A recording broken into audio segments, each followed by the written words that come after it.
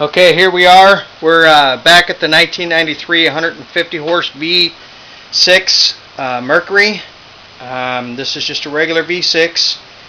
I have what I've done is I've got new piston and rings, and I have put all the rings on appropriately, and they're beveled edge. And you put with the dot on the top ring.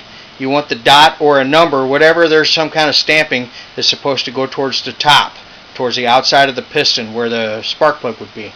And then the first ring that goes on there is just your oil ring. So anyhow, I've gotten all my pistons in there. They're all in there. I've already connected the rods to the caps and put the bearings in there. Now what I've done on the bearings is, in the book it tells you that you're supposed to put some mercury lube in there, and on each one of the needle bearings, and the bearings are U-shaped bearing halves. There's two of them, and one goes on the connecting rod, and then one goes on the cap, the rod cap. I've used this here. This is assembly lube.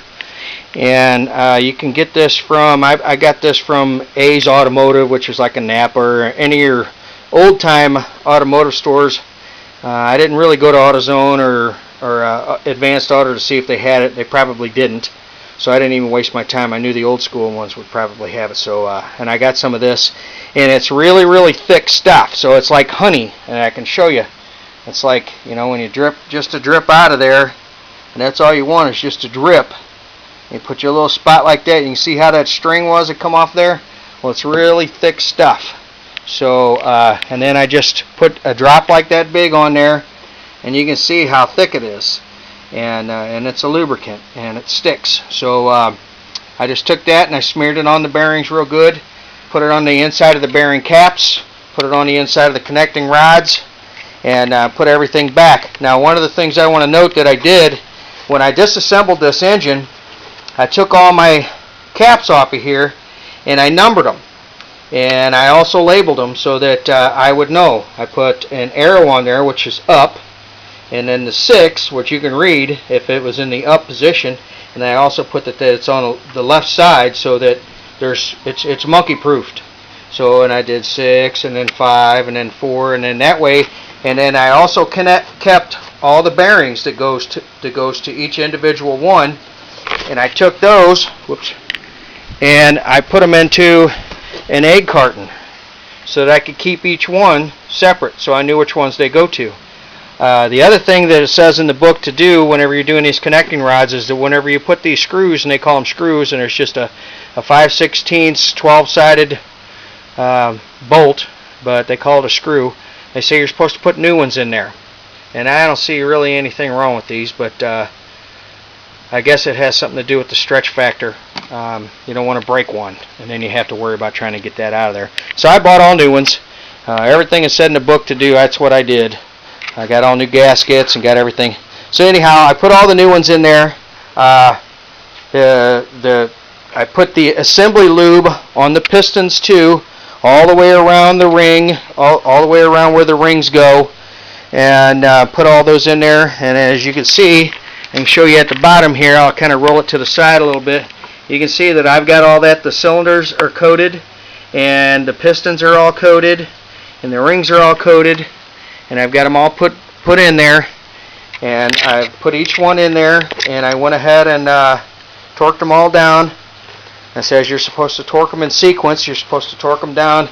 Just tighten them down first to, like, I don't know, some inch-pounds, which is basically just mating the surfaces.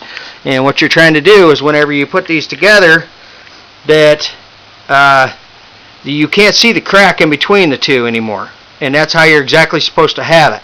There's not supposed to be any kind of line in there, and you can't see a line. So you tighten it down, and then you tighten the next step down, which it says in the book, to 30 foot-pounds, and then you crank it 90 degrees.